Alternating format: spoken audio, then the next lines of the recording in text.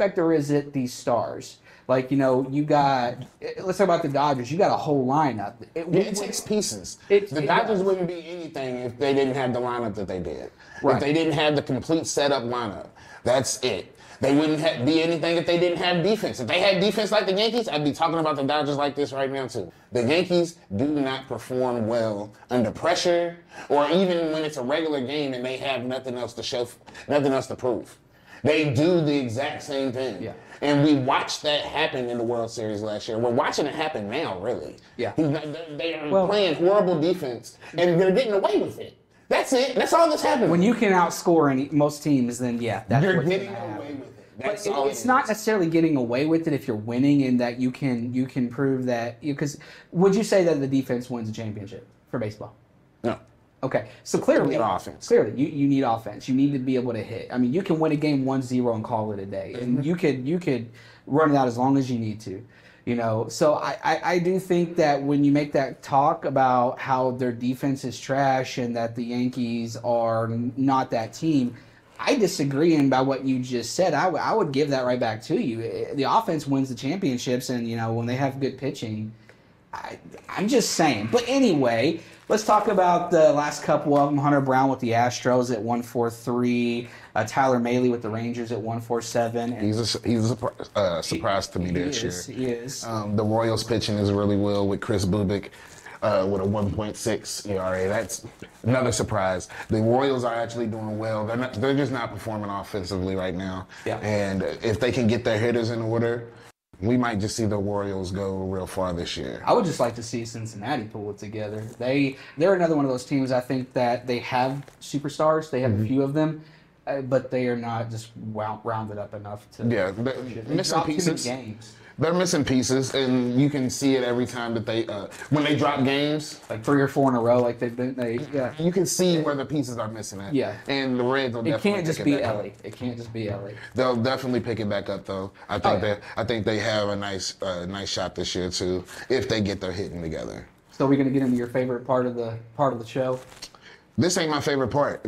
Honestly, I'm a little bit mad. And if the Celtics drop to the Knicks, I'm going to start biting bricks. Okay, but here's I'm going to literally eat a brick. I am, because why? Why are we talking about the Knicks in the playoffs this year? Can anybody tell me? Talk about underperforming for an entire year, making it to the playoffs by the skin of your teeth. And you're telling me that they're supposed to be in the position they are against the Celtics? Not happening, sir. I don't care what you say. I will bury myself on that hill.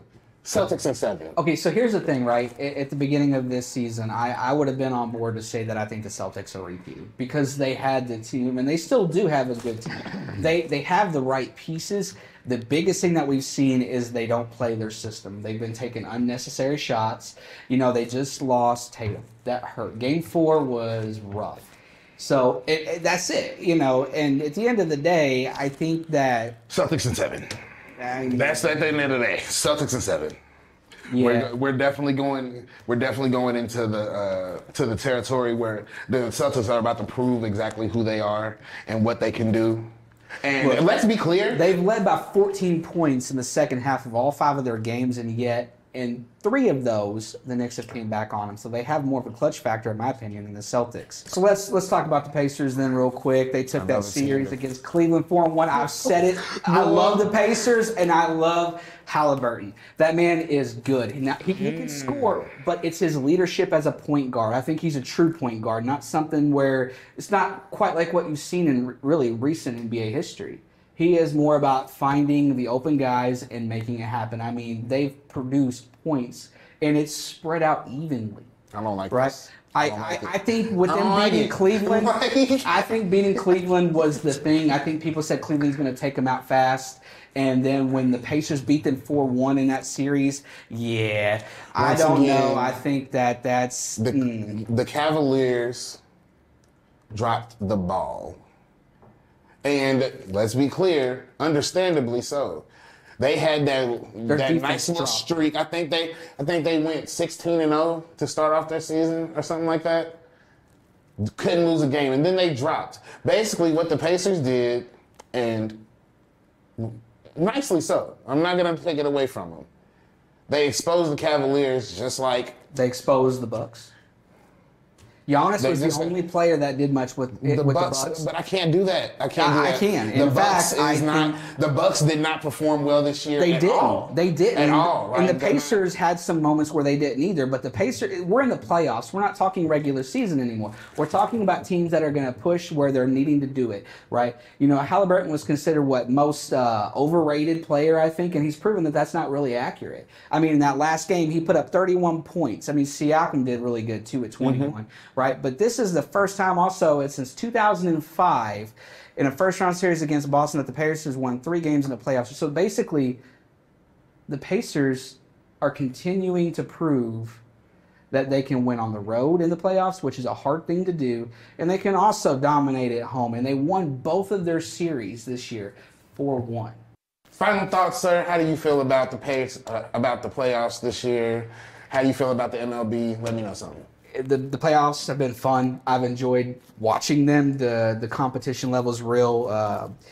As far as the MLB, it's continuing to do what I kind of expected it to do, and it's still trending in the same direction, whereas some of the teams that you expect to be winning, they're still moving along. Some of the bottom feeders are just not getting out. So I think we're going to see that, and I think more towards the end of the season is where we'll start to really see the separation for like the top 5 teams. Yeah. I think we'll start to see them truly begin to divide.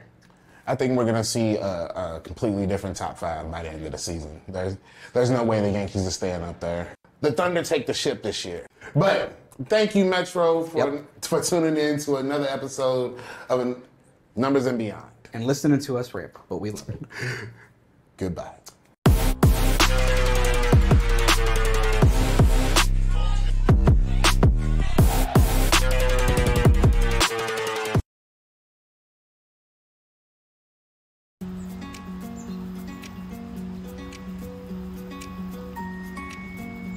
Hi, are you looking for breakfast too? I can usually find some great snacks around here.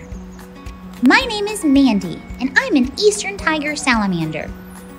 I like to eat worms,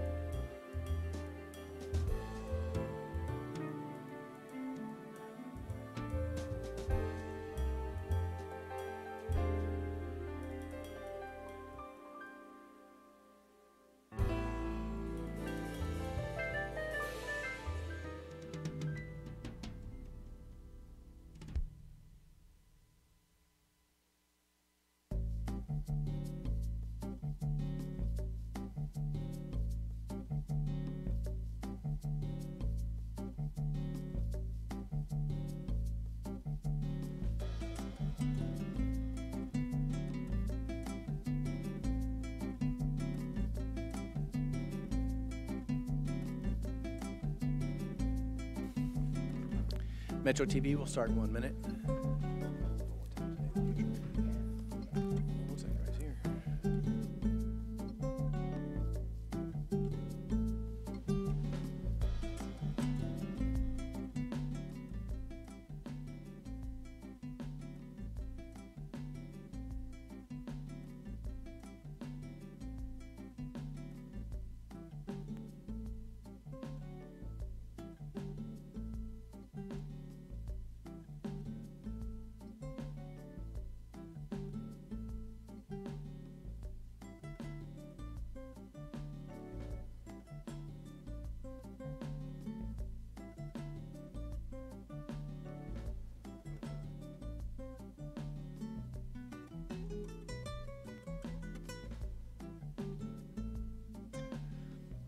Welcome back. I'm Councilman Kevin Kramer, Chair of the Budget Committee. I'm joined by my Vice Chair, Marcus Winkler.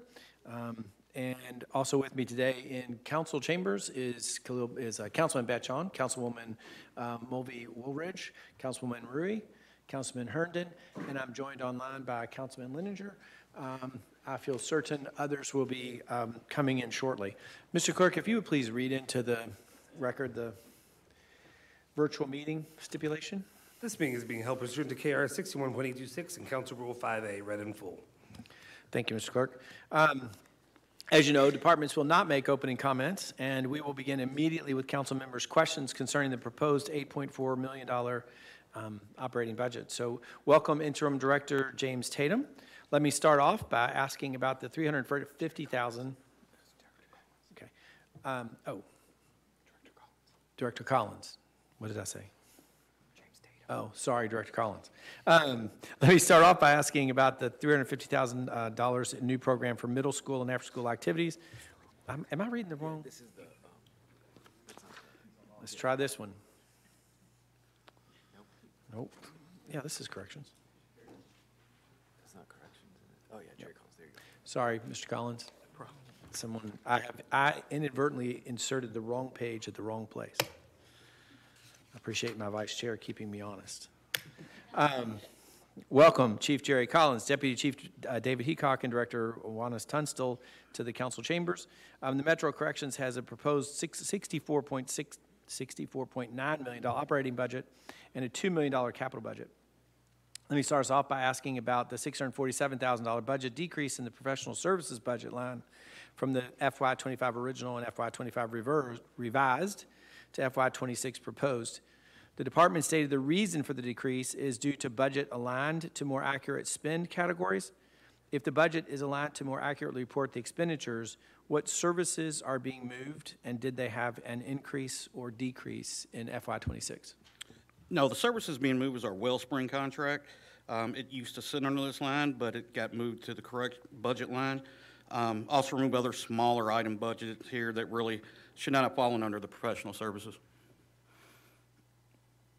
Okay, thank you. Councilman Winkler. Thank you, and Director Collins, thanks for being here. I've got 3 questions for you. The first one is, unfortunately, I think just last week we had yet another death in the facility. My question for you is, does this budget provide the right levels of funding to ensure the safety of the men and women who are in care of corrections? Yes, it does. Unfortunately, last week, that was I can not say 100%, but I can say 99.9% of suicide actually in a dorm setting, which is very safe, it was very thought out and very unfortunate. However, I think this budget does reflect what we've asked for and what it has in the last several years, really upgrading our technology, looking at things we're doing that we can greatly reduce, things as suicide and overdoses. What we can't prevent is natural causes, but this budget reflects what we can do. So related to the safety of inmates and the safety of our officers is certainly the status of that facility. In last year's budget, I know this didn't fall under your budget, this fell actually under the Criminal Justice Commission, so maybe I'm sort of out of my side eye here looking at Deputy Mayor Mayton. We funded a study looking at the corrections facility, sort of from diversion at the beginning all the way through impacting recidivism on the back end. I'm curious what the status is of that study and when we should expect to see the results? I have not seen it, but I will defer that to Deputy Mayor Meaton on that. Thank you. Deputy Mayor Dana Meaton, Operations and Budget.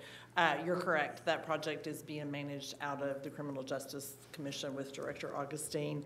The staff has seen a very, very preliminary draft and gone back to the contractor and pointed out some things, asked them to further research some things, confirm some data, et cetera. So as the chief said, he hasn't even seen it yet because we wanted to make the first scrub at it with the staff. So hopefully here in a few weeks, midsummer, we'll get the next draft back, share that more broadly internally, and then finalize it. So yeah, it's taken us a while, but it's a big project, as you know.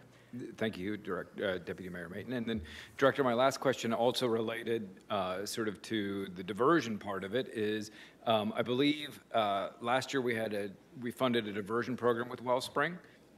Is that going to continue, and do we have any data on its usage and impacts? Yes, that is going to continue. I can give you some data from the last year. There's 125 folks that are incarcerated that get sent to that program. The average length of stay there was 21 days. Engaged in not only mental health but substance use was 60% of the folks. Also 25% engaged in other programs while they were there. 22 of the folks received housing support upon release from the program. What else I got here? 78% met the treatment goals while they were there, and 86% demonstrated improvement on that. So yeah, it's been working well. We're going to continue to do it this year. Is there, would appreciate if you could send us those results separately. Absolutely. Just, Yes. hard to write them all down. But related to that, if I could just ask sort of one follow-up question or two follow-up. One, do we track recidivism of those people that go through the program, and do we happen to have those numbers sort of to date? And then secondarily, is that program funded at a level today that if you're seeing such positive results, or if you think the results are positive and we're seeing positive results, have we funded it at a level that allows anybody who's eligible to go through it, or do we need to expand, and do we have the capacity to expand? Well, yes, obviously it was the first year of it, so now we can start tracking recidivism rates as it come in, and we'll do that by the amount of times they are incarcerated before to when they were after this program, so then we can properly evaluate if we need to expand that, reduce that, or if it's being effective. Okay, thank you, Director. I think that may be something for just to put us to put a pin in, maybe for mid-year, certainly going into the end of the year, getting a status update on that and seeing whether an expansion is merited. Absolutely, thank you. Thank you. And as we began, I overlooked that Councilman Sam is in the room and has been. Councilman Benson walked in just as I finished introductions. We've also been joined by Councilman Owen and Councilman Joseph. We also have an excused absence for Councilman Reno Weber. Councilwoman Woolridge. Oh, and Councilman Chappell has joined us. Councilwoman Woolridge. Thank you. Thank you, Chair. Thank you, Chief Collins and staff for being here. I have two questions. First one is in regards to your staffing. I see right now, I think April 1st, you had 441 currently staffed. Is that at your capacity, or what is your current capacity that you'd like to be at to be fully staffed? No, we did a staffing analysis. As most of you know in here, we previously had that staffing level was for the Community Correction Center also, which is no longer with us, unfortunately. So we're at about 60 officer vacancies, about 60 to 65. So we're doing well on that. And, we're not optimal, but we're going to run at least 4 academies this year. So hopefully we'll reduce that even greater. Thank you. My next question is regards to turnover rate that you have. I think last year you're at 15.84% compared to Metro-wide at 3.70. What are you looking to do to address that, if you know how you can address it right now? And I guess second part of that, how as council, how can we support you in that effort? Yeah, I think currently we're at about just over 14, I believe, on that. And obviously we want to reduce that. It's a very tough profession. And also we're at a wave of the final wave of 20-year retirements on hazardous duty. So those folks, we had a lot of folks retiring. And, with accountability, we have to take that into consideration. So we've been running about even on the turnover and and what we're hiring. So we hope through continued culture change that we can reduce that. Thank you. And to add, we're close two FOP contracts this year that the best contracts, in the history since I've been here for them. So hopefully that will help. And then we'll hopefully here shortly we'll close 2 more civilian contracts. Thank you. Appreciate that. Thank you. Councilman Herndon. Thank you, Mr. Chairman. Thank you, sir, for being here. When we gave the new folks the tour of the jail when we first started, we were talking at one point about the cost of for state prisoners, correct, a daily cost versus the actual cost, and I recall that was a pretty wide disparity. Do you remember what those Yes, it figures is a are? wide gap. Cost, and of course, every year it's going to cost more for us to house inmates. So it's about $135 for us right now, and we get reimbursed over 45, about $35 a day. So that's a wide gap. That's controlled by the state legislature, unfortunately. So yeah, we have to kind of eat that cost sometimes. And what in the last fiscal year, what was that total cost difference? Do you know? I do not have the total cost. Can we get that? I'd love to know what Yes, that is, yeah. so we can talk to our friends in Frankfurt and maybe get them to Sure. help us out. Yep. Okay, thank you. Councilman Batchon. Thank you, Mr. Chair, and thanks, Chief and Corrections guys for being here. We appreciate your service and your work. My questions in regards, I have 2 questions, sir. Which of the following deferred maintenance projects on the list are anticipated to be completed by 6/30/25 versus the fiscal year 26? Jim, let me get just a second to find my deferred maintenance. Okay, did you ask about 25?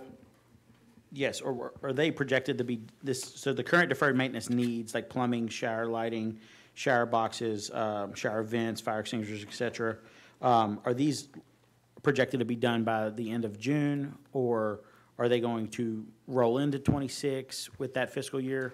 No, our 25 will all be accounted for. All the dollars will be accounted for. 26, yeah, we put it on. What we're trying to do is put in what we can to complete in that fiscal year.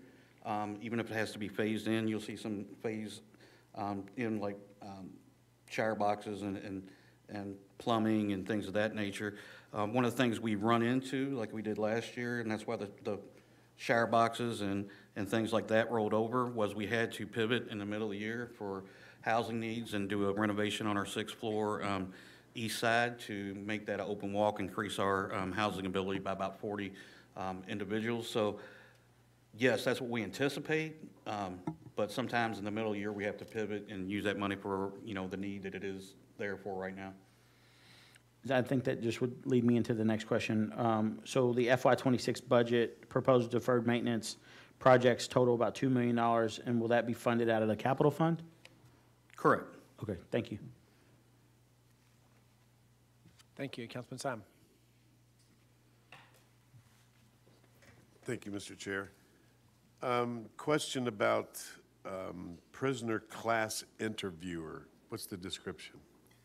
Prisoner class interviewer that's one of our civilian positions. So that is folks that classify inmates and things of that nature.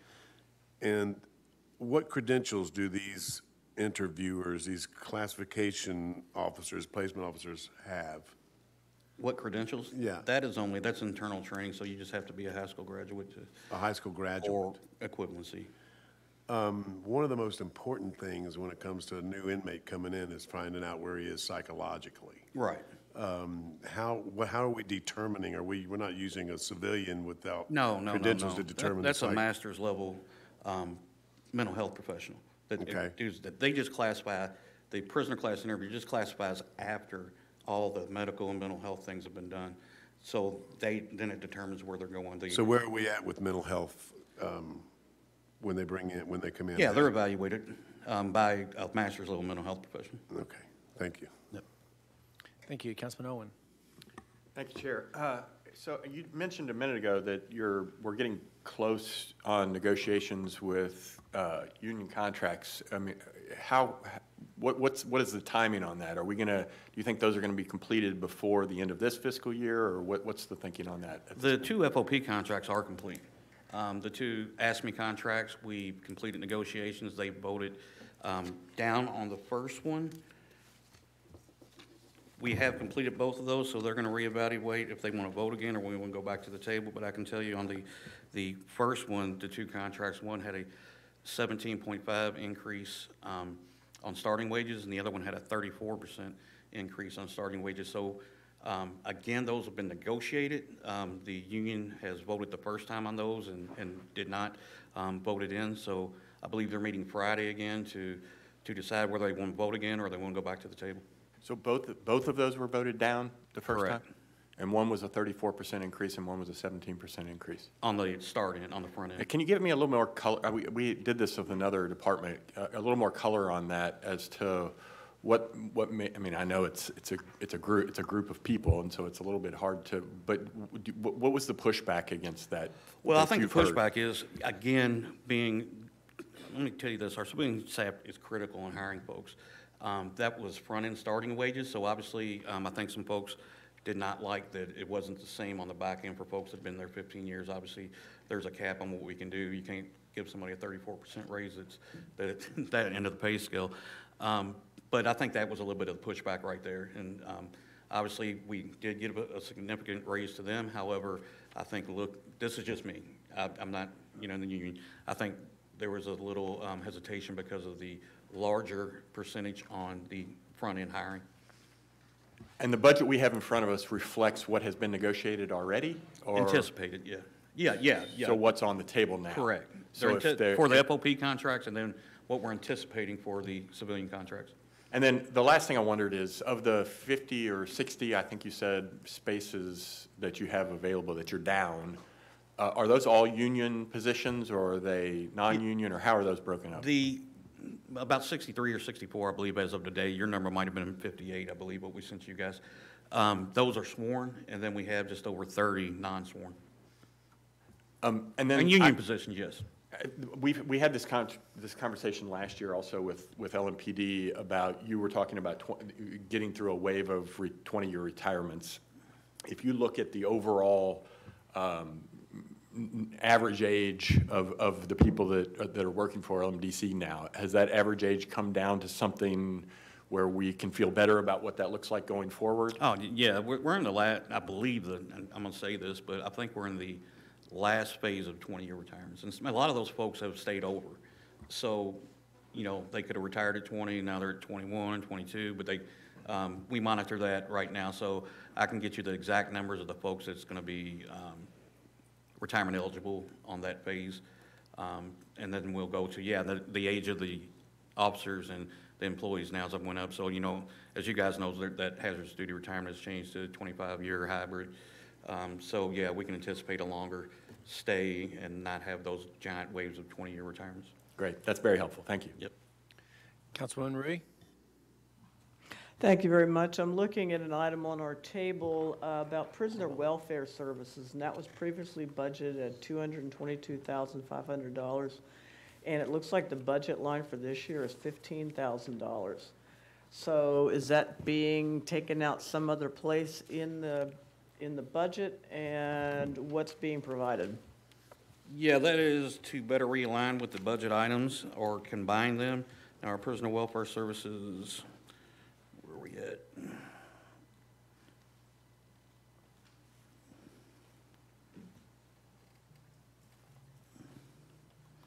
Yeah, that budget was moved to the actual categories aligned with the expenditures such as mental health services, drugs, medicine, prisoner welfare supplies, and most expenses have been charged here, but rather the more specific categories. Okay, and what welfare services are being provided? Kind of what I just went over, mental health services, drugs and medicine, prisoner welfare supplies. So there's a great litany of where that comes from, but again, I think this year OMB and us the last couple of years are trying to better reflect on the line items that correctly come out of. Okay, thank you. Additional question. Regarding the hiring, suggested here check on the number of females that are hiring, and in general, what about the diversity of people that we're bringing in as corrections officers? How is that reflecting upon the population as a whole? Is it getting more comparable? I would challenge that any law enforcement, we have a better ratio of females, and I think we sent that in your packet, than any law enforcement agency in the county. Let me see what we got here. We have about 68% males and 32% females. And now I'm going, that is a great difference in the actual population of the jail. And then we have 187 white males, 94 black males, 88 black females, and 44 white females, 12 Hispanic females, and 5 Asian. Okay, thank you very much. Yep. Thank you. I should point out that we've been joined by Councilwoman Purvis, Councilwoman McCraney, and Councilwoman Parker has joined us online. Councilwoman Woolridge. Thank you. Councilwoman Rui asked some of the questions I was going to ask in regards to the change in line items with details, so appreciate that. But on the same hand, I do see that we added a drugs and medicine supplies this time. Does that strictly have to do with administering drugs that are needed from inmates, or does that also have to do with the treatment plans of those struggling with opioids, and how is that being addressed? No, them are two different things. Medically assisted treatment is that for the inmates, but so is the pharmacy item. When we have our contract for that, we have general medicines, but there's very expensive medicines outside that contract, such as for HIV. So that is, we had to wait a year because we changed vendors which had their own pharmacy, which it was all combined before. So now after the year, we spent about $125,000 of those drugs that were outside of the contractual obligation of the vendor. Okay. And when it comes to the opioid treatments, or treatments of just those inmates that are having whether it be mental issues or drug rehabilitation, what are you all as corrections currently doing to support that? Yes, we have currently, I didn't get the exact number today, but we've got around 100 folks that are on medically assisted treatment, and that would be methadone or Suboxone. That is covered under our medical our MAT contract that we increased with our vendor. Thank you. Appreciate it. Thank you. Councilwoman Purvis. Thank you, Mr. Chair. Mr. Collins, thank you for being over here. I'm right here. Oh, gotcha. Thank you for being here. Just have a few questions for you. One was a few years ago, or maybe a year ago, I spoke with an employee that was concerned about lack of equipment to do the job efficiently. And one of the main focus was having access to flashlights. Spoke of an incident where a flashlight was needed, didn't have a flashlight, so the correction officer had to use their cell phone, which they were reprimanded for using the cell phone. So can you speak on that, and can you tell me, are you including flashlights in this budget? Flashlights are equipment that we issue and have on every floor. We've also provided vests, tasers, Knives for Life, which is to help folks that might have been committing suicide, OC, every type of their own radios with emergency tones. I don't want to go into it too much, but cell phones are very dangerous in the facility, and it sounds like a cop-out on that. That anything that is provided that the officers need, we will provide. So I just want to make sure that they have the tools they need to do their job. No, they do, and I appreciate that. I do. They have flashlights, and that they won't have to use their cell phones and then get reprimanded for using their phones. So I just want to know that they will have flashlights. Everything they need, we will provide, Councilwoman. Okay. And next question I had for you, I see that your turnover rate is still high and it's climbing. How do you plan to address that? Yeah, I think we talked about it a little bit. It's just over 14. That we hope to keep bringing down, again, with the contract increases and hopefully the culture change. It's very difficult to recruit in this profession. It's a very tough job, and I appreciate everyone that does it, but I think as we go through and we pay professional wages and we are expecting professional actions too. So, over the past several years, we've had to hold folks accountable, and so as we do that and that starts shifting the other way, hopefully that goes down. We did have just, and I'll give you an instance for some of this with as far as corrections goes. Just in the past couple of weeks, we've had a couple of officers accepted to airport police and Shapley police. So a lot of folks come in, and you know, there are a lot of factors in the turnover to be retirement, disciplinary actions, or a lot of folks use this to get their base and go to other agencies, and I support that. You know, that's makes me proud of that, and we lose folks to LMPD, to Shapley, to the airport, to the sheriffs. So we hope to keep bringing it down through a multitude of ways, but yeah, we're always going to have hopefully not that high, but a turnover rate that's probably higher than the average job. How many vacancies do you currently have? About sworn or civilian? Both, I guess. We have about 60 to 65 sworn and then just over 30 civilian. Wow.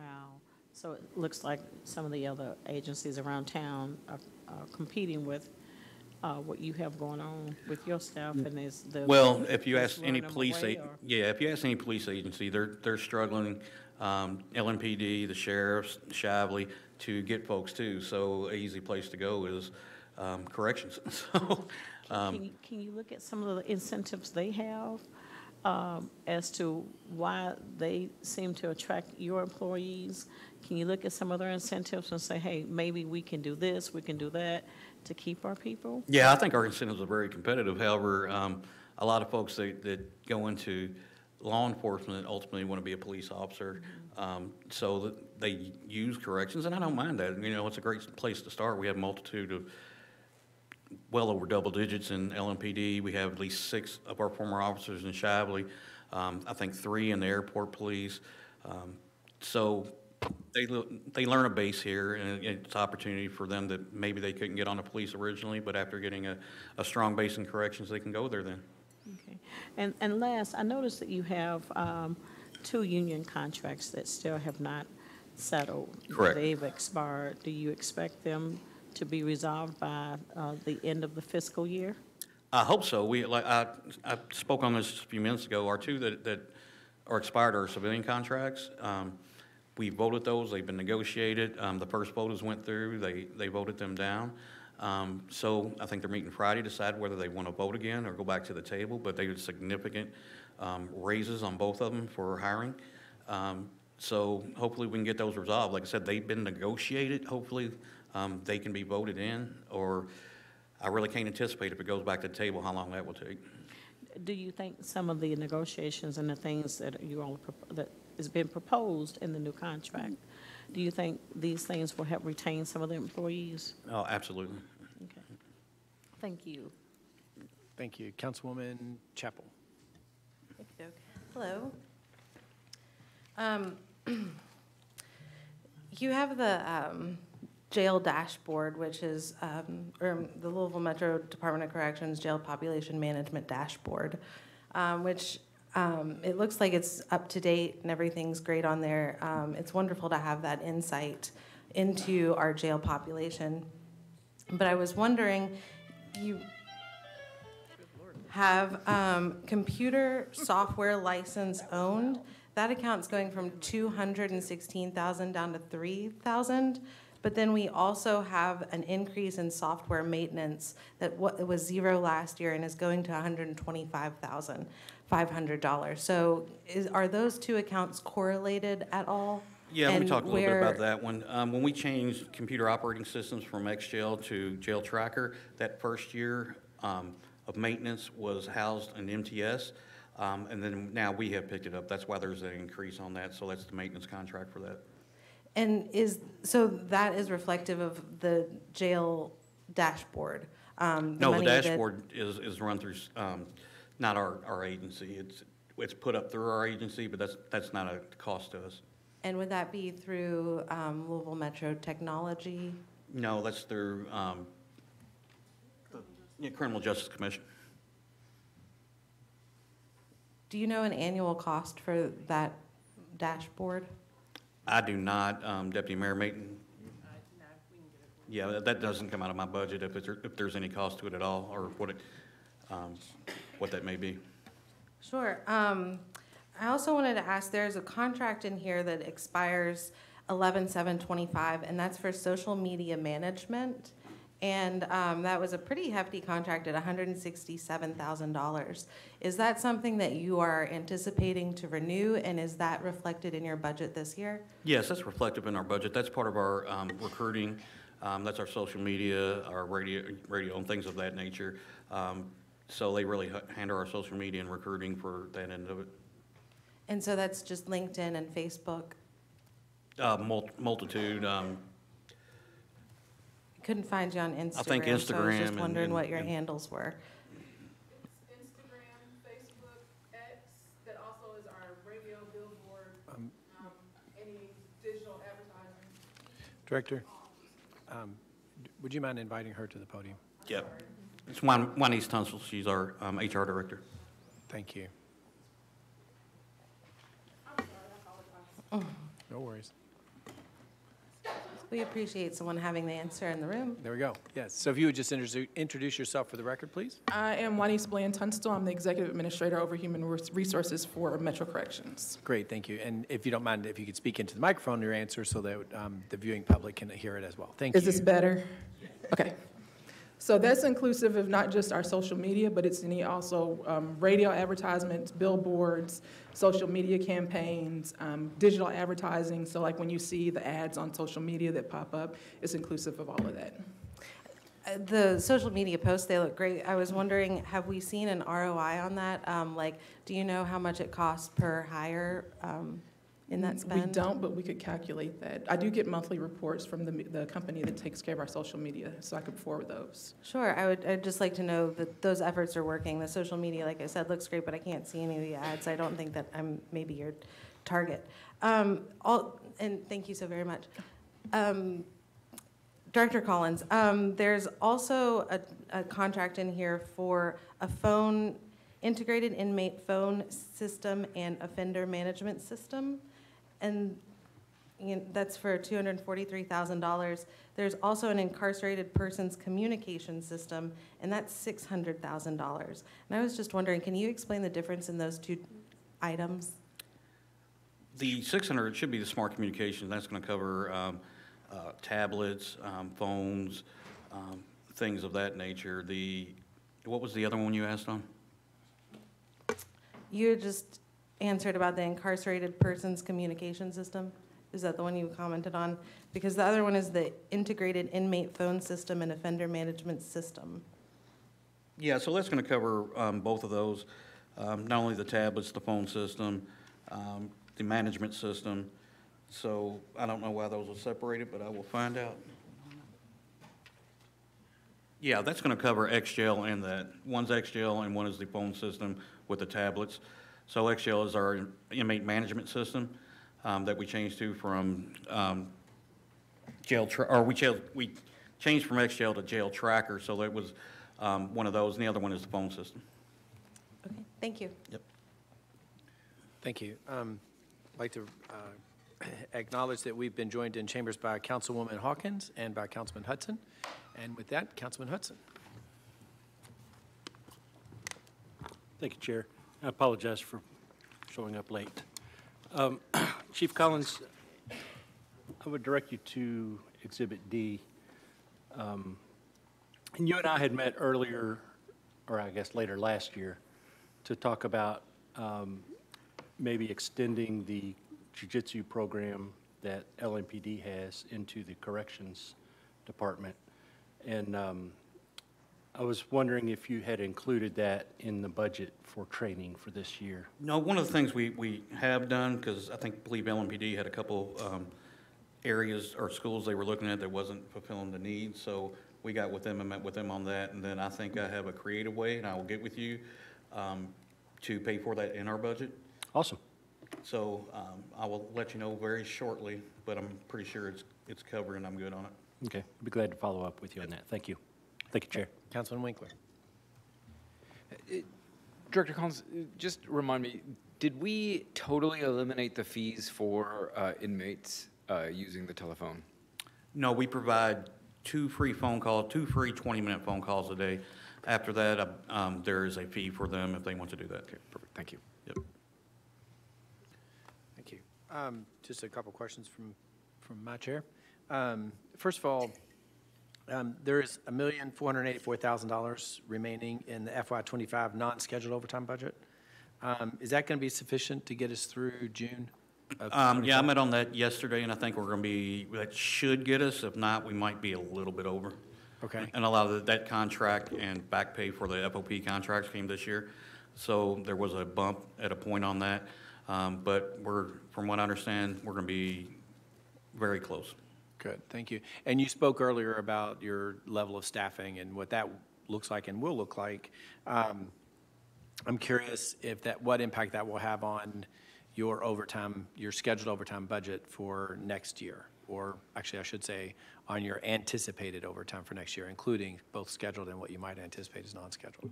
Yeah, I'm hoping that we can reduce some of the numbers of vacancies, so that should decrease, I hope. All we can do is everything we can. I think we've increased the application numbers, so that don't always correlate to bodies that qualify, but I'm hoping it continues to increase this year. Are you willing to make a projection in terms of how much you think that might be, as long as we make a promise we won't hold you to those projections? Again, I'm asking a tough question. Yeah, I probably wouldn't be wise to make a projection on that, but I hope to bring that down. Okay, fair enough, fair enough. I wanted to go and take a look. We had asked if you could share with us any large swings in individual line items. There were a couple where the reason for your shift was budget consolidated across multiple spend categories. And I'll speak to two of those in particular. Building maintenance and repair services went from $206,000 up to $911. That's a shift of $704,000. And the response was budget consolidated across multiple spend categories. No, that was, I I'm curious misspoke. what those That's to categories better are. reflect the spend categories on that one. I'm sorry, say that That's again? to better reflect the spend categories, so if they got, well, yeah, I was right. Can you tell me where those were? I mean, again, it's a difference of $700,000. There's another one, that same response, budget consolidated across multiple spend categories. That was building maintenance supplies. That one went from $38,000 up to $250,000. So if you could just give us some color on those two, like how do we get from 206 to 911, and how do we get from 38 to 250,000? Yeah, so if you look in previous budgets, it was like That's you would have a plumbing, you would have HVAC, you would have electric, they were all different line items. So as you combine them, those all went up into one. So you combined, you just told me building maintenance. Was that building maintenance and repair services? Is that what you just gave me, plumbing, something else, and something else? Easier to just get them a reconciliation of the movement. Yeah, I'll send you the reconciliation on that. That would That'd be much easier for great. me to. Yeah, just explain something that makes it a little easier for us to get our head around what that is. And then I had another question about your safety and security equipment. You've got listed, it's a jump from $63,000 up to $651,000. That increased to $588,000. And your response to that is Axon contract for body cameras? Yeah, originally the Axon contract was in capital projects when we first got it. So that was to get the initial body cameras and whatnot. So now that's moved down into the maintenance contracts involved with that. Okay, so the Axon contract originally was in capital because we were purchasing that equipment. Correct. And we've moved that out of capital into safety equipment. Okay, good. And the amount is $588,000. Is that what it costs us for the license or the ongoing expense? If we paid for it already, what's this $588,000? That's a combination of the maintenance and also the replacing cameras, but I think there are body cameras. I think there's some other things involved in that, right? Probably can get it. Yeah, we can get you just drop that on in when you send it. Yeah, that'd be great. Just to have a better sense of that one. That it looked like quite a number. Okay, great. Councilman Betchon. Mr. Chair, thank you. I'm deferring to Councilwoman Hawkins. She's having trouble getting in her computer, so. Councilwoman Hawkins. Thank you. Sorry for my tardiness, but I want to make sure that you haven't already answered, asked, or anybody else has asked these questions. Thanks for being here. The officers, is there somewhere in the budget where you ask for more money for, like if it's an officer with 300 inmates, that's just for an example, right, for short-staffed? Well, I'm not going to say we're short-staffed, we're not optimal staff, but the FOP just negotiated both of their contracts on that. So there is things in the contract, obviously the contract signed, that will incentivize working, volunteering to work in floor security, which is, one of our biggest things of need, that will give you double time. All the incentives for the officers were negotiated in the contract. Okay, and does that go the same for the nurses? Being able to give meds doing an adequate, The nurses, the nursing staff and doctors are our vendor, so there's nothing in our contract outside of their contract. And I'm not sure what the question was as far as something incentivizing them. No, just as far as funding, the needs, because if it's a need for it, I definitely want to advocate for the needs. Oh, yeah, we can't have our officers that are there in those type of conditions that it's just one staff, with 300 inmates. Everybody kind of needs to be safe. So is there something in there asking for more funding, or is that just not enough staff? I will answer this like this. Our contracts were negotiated, and all that was over a course of over a year. Our building is better staffed per ratio officer to inmate than anyone in the state. Okay. Great. Any final questions, colleagues? I don't see any more questions in the queue. So, Chief, this brings us to the end of our public hearing. Thank you for being here. We're going to finish, 15 minutes early. We're going to let you off the hook. And unless you have something you want to add. Yeah, somebody was asking about wanted a job earlier, I think. We're hiring, so if you want to come over, we're more than welcome to take it. Great. But thank you, guys. Thank you. We'll take a short break. As soon as the next group is in the room, we'll go ahead and begin our next session. So we'll watch for the Office of Violence Prevention. Thank you. 5 minutes.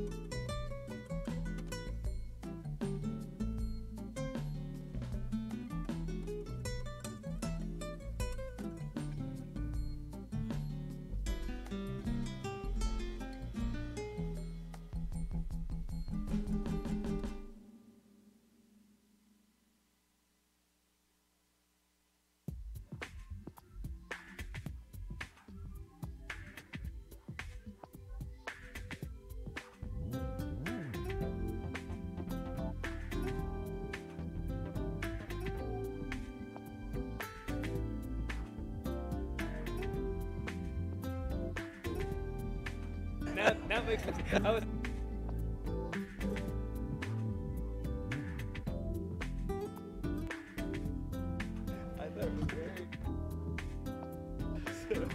Okay. Welcome to the seventh day of budget hearings. I'm Councilman Kevin Kramer. I'm joined by the Vice Chair of the Budget Committee, Marcus Winkler. I also want to recognize that I'm joined in chambers by Councilwoman Hawkins, Councilman Hudson, Councilman Benson, Councilwoman McCraney, Councilman Owen, Councilman Syme, and Councilman Herndon, and Councilwoman Chappell. I'm joined virtually by Councilman Leninger and Councilwoman Parker. I believe there were a couple others. Well, I know for certain there were a couple others who have stepped out, but I anticipate their return before we get too far into the conversation here. I don't know, do we need to read it in again? Didn't think we did. As you know, departments will not be making opening comments, and we will begin immediately with council member questions concerning the proposed $8.4 million operating budget. Welcome Interim Director James Tatum. Let me start us off by asking about the $350,000 new program for middle school and after-school activities, which makes a lot more sense in your department than it did in corrections. What type of activities are planned, and in what schools will they be offered? Thank you, and good evening, or good afternoon, council members. So the proposed middle school project, this is $350,000 that has been proposed for middle school and after-school activities. That middle school program is planned to coincide with the JCPS 25 to 26 school year, so we will be planning a larger public information and RFP process for that. And the details of the RFP, these funds will be split between 3 areas within Louisville. That will be one specifically for the Russell neighborhood, one for the Park Hill Algonquin area, and then another for neighborhood in South Louisville.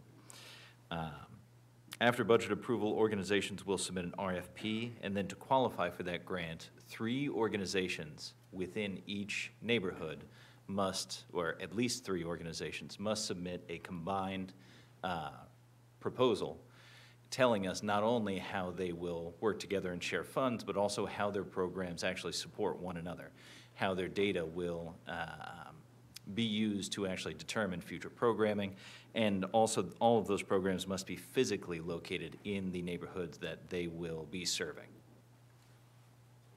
Thank you. Councilwoman Purvis.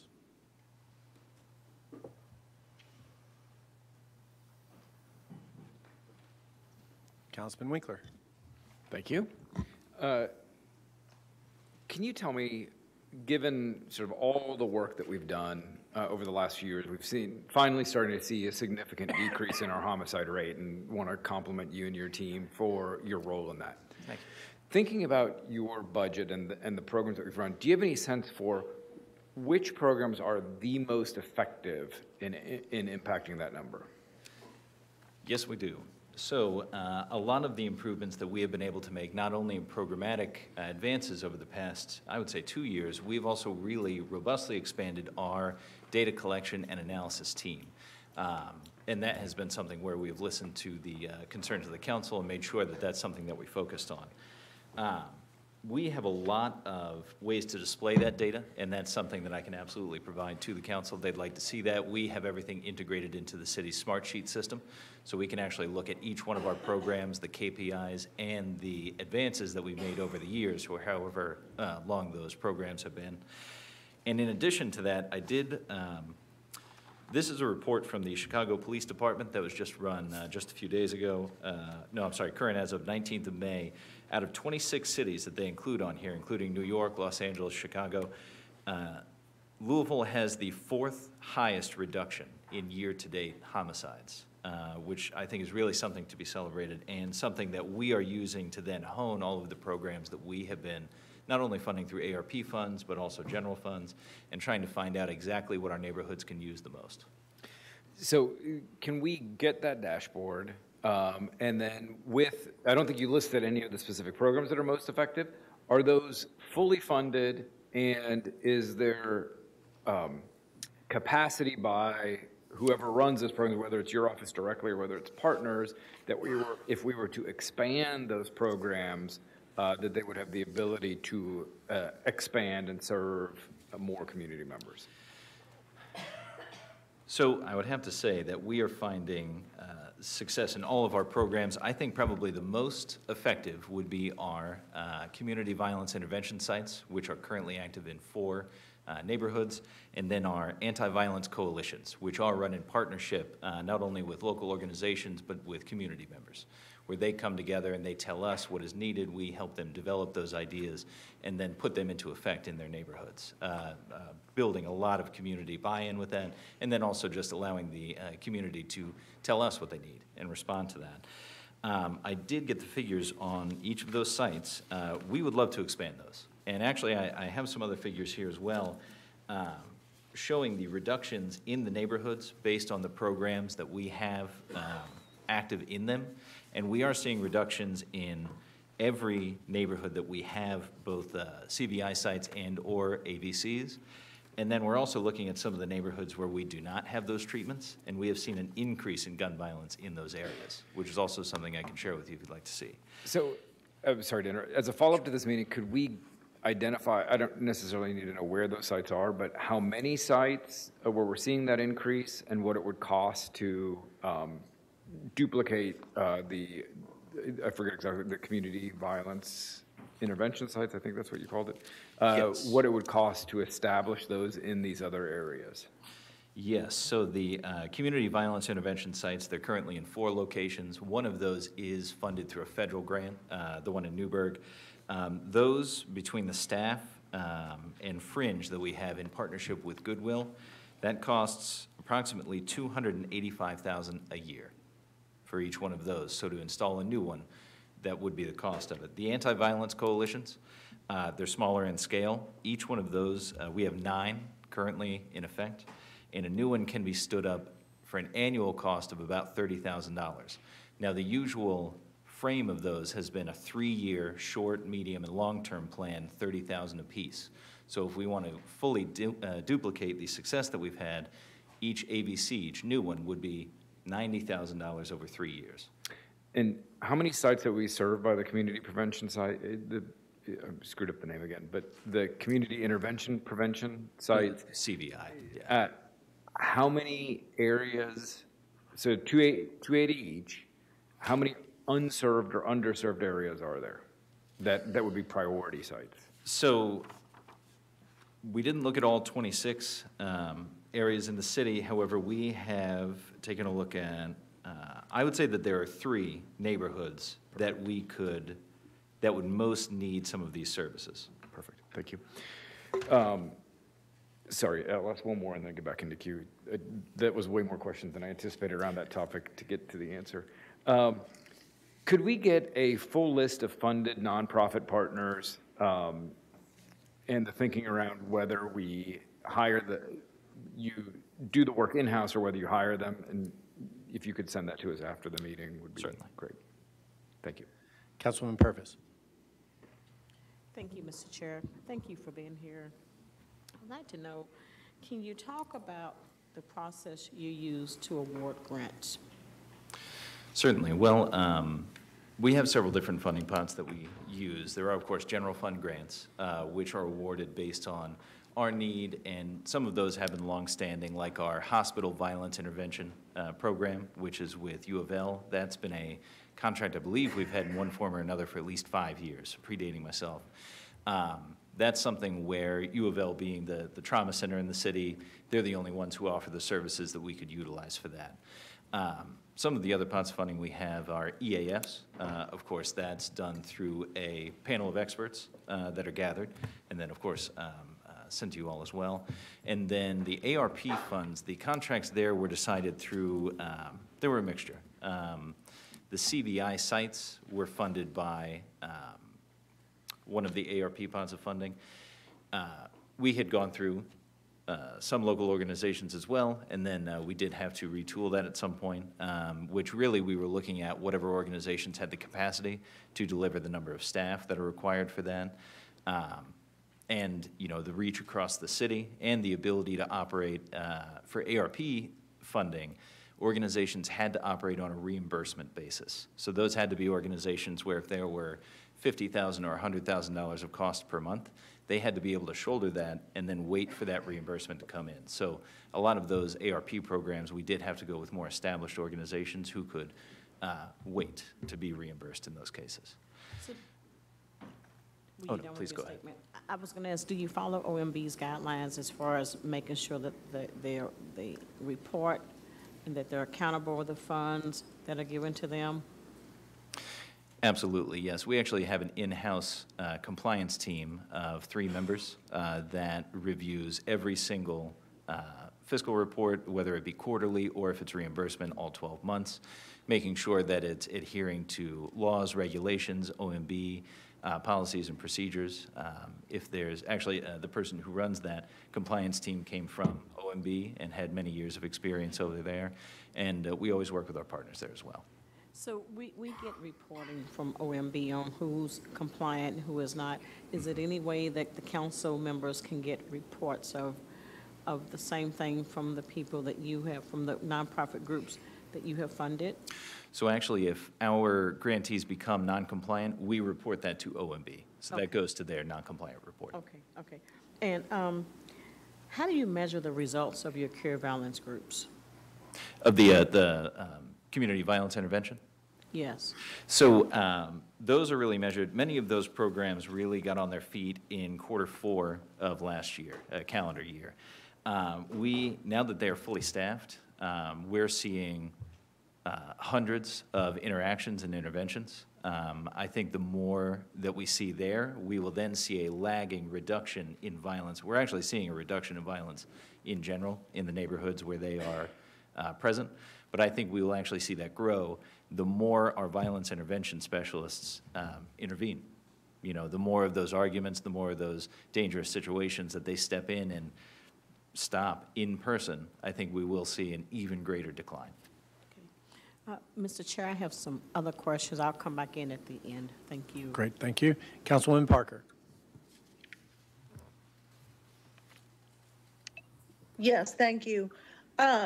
I noticed that there's a lot of funding and grants that go to our external agency groups. And it appears to me, I've been on the council for a while, that a lot of these groups were receiving funding over the years, over the last decade. So I was wondering, what are they doing different now than they weren't doing before? Well, I think some of the changes that we have implemented, some of them at the behest of the council and some from internal policies from OMB or working with OMB, I think that we are seeing some new faces. I think that we are seeing some of the kind of perennially funded organizations received either fewer grants or less funding this year and saw some new people in there. We really don't, as an office, of course, we don't want to influence the panel of experts in any way. I don't know if they take that into account. That's not one of the criteria we score on. But I'm open to any ideas if there's some changes that the council would want to make that more, see some new faces. I was wondering, I'm not sure what you mean by new faces, if that's people or agencies, but I did notice too that there's like 59 manager positions, and I was wondering, since a lot of the work is farmed out through external agencies, how do you justify 59 management type positions? And then also I was wondering, with so many agencies, positions, and groups, how often you all meet to make sure there's not duplicative work? So for the external agency funds, the ones that are determined by the panel, they undergo the same compliance reviews that any other either general funded grants that we have, and actually ARP funds kind of get a double treatment. We work in tandem with the OMB LAT team as well. Not only is the compliance team looking at their financial reports and making sure that they're turning in adequate proof that the people who are employed on those grants are performing the work that they need to, we also have a programmatic person who is assigned to each of these depending on the team where that grant works most closely with, making sure that they're also delivering those services. So all of the programs and programmatic work that is done there is also known to our programmatic staff that they work with. So that's not only to prevent duplication, but also to make sure we find areas where there can be increased efficiency. Is there, so I care less about delivery and more about measurable outcomes. So are these groups, is there metrics for measurable outcomes? I know that you've increased, gun violence has been decreased 30%, which is awesome. But so my question is, are we tracking measurable outcomes? Yes, absolutely, and that's actually part of what I was referencing previously as well. So these are hard copies of it, but utilizing the Smart Sheet system that many of the other departments in the city are using, we have a live dashboard for every grant that we have, showing KPIs, showing the project lists and deliverables, so when they're accomplishing those, where we are in that. And yeah, that's accessible to anyone in our office at any time that's needed. So we have, that's a major improvement that I think we put in as well. So we can really at any time look at the progress that any of those projects are making, and then look, as much as we get those KPIs in, how much of an impact those organizations and grants are having. That might be helpful to us to see if you could send us a synopsis of that, especially like with the external grant funding. So if there were some groups that were working better than others and you need more money for your CBI intervention sites, that might be where we could pull dollars from one place to another. Yes, ma'am, we could do that. And that's the end of my questions. Thank you. Thank you. Councilwoman Hawkins. Thank you, Chair. Thanks for being here today. How long have you been in this role? I believe about 5 weeks. 5 weeks, okay. Okay, so I would like to know the sites of the CVI. I know my colleague didn't ask for them, but I just wanted to know those sites. Certainly, that is, we have the Newburgh site. Our Park Hill site was combined with the Algonquin site as well. And, see, I'm sorry.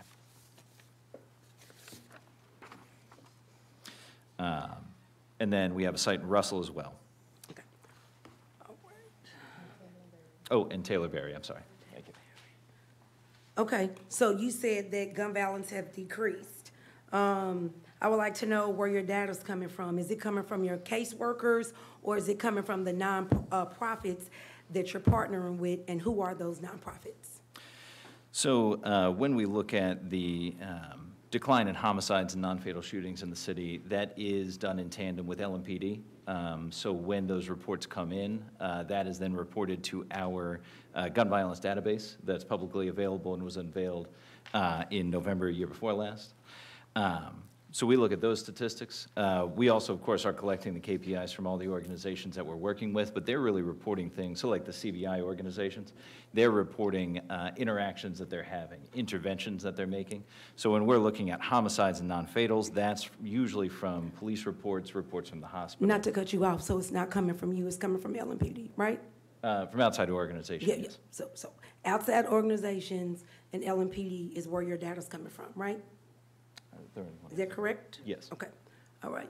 So don't we have someone on payroll to collect data? Is that where they're collecting that data from? So yes, that's one of the things that they do, yes. So, okay, so we're paying somebody to just collect data from LMPD and from the nonprofits, the outside nonprofits, right?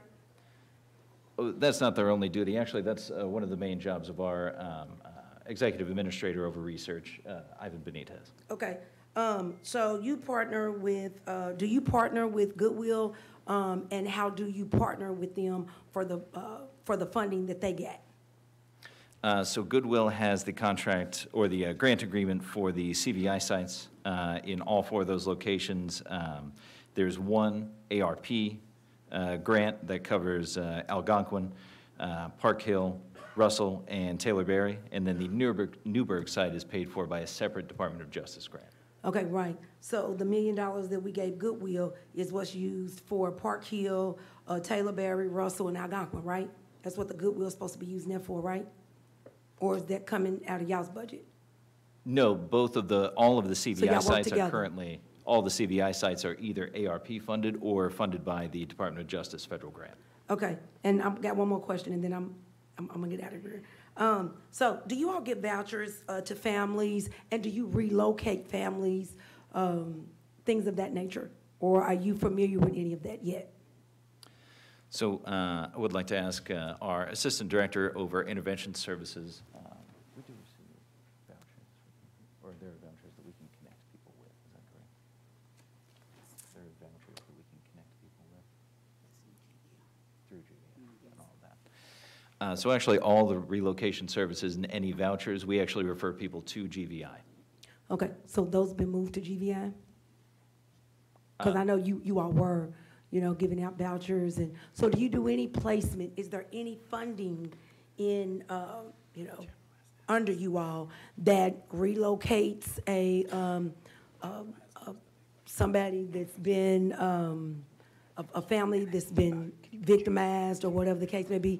Is there any funding to get them out of here if they're trying to relocate, if their life is on the line? Is there anything, in this program that does that? We do not have those services. All right, thank you. Please let the record reflect we're joined in chambers by Councilwoman Parrish Wright. Next in the queue, Councilwoman Chapel. I'm so sorry, I thought somebody else was going before me. He had asked a couple, and you haven't been in yet. Oh, If you'd like, I can come back. Nope, we'll just do this. So earlier you had spoke about a program in which you're asking groups that represent 3 different neighborhoods to submit proposals talking about how they work together to receive a grant. Can you tell me how much money is dedicated towards those grants? That is $350,000. And you had identified South Louisville as an area, and I just want to be clear that you're talking about the South Louisville neighborhood that is adjacent to Churchill Downs and is a small geographic area right there, and not South Louisville, which we've seemed to have contention on where those boundaries are this budget season. So I am getting more clarification on the geographic areas that we do need to put that RFP out for that. But yes, I believe that is more accurate. Okay.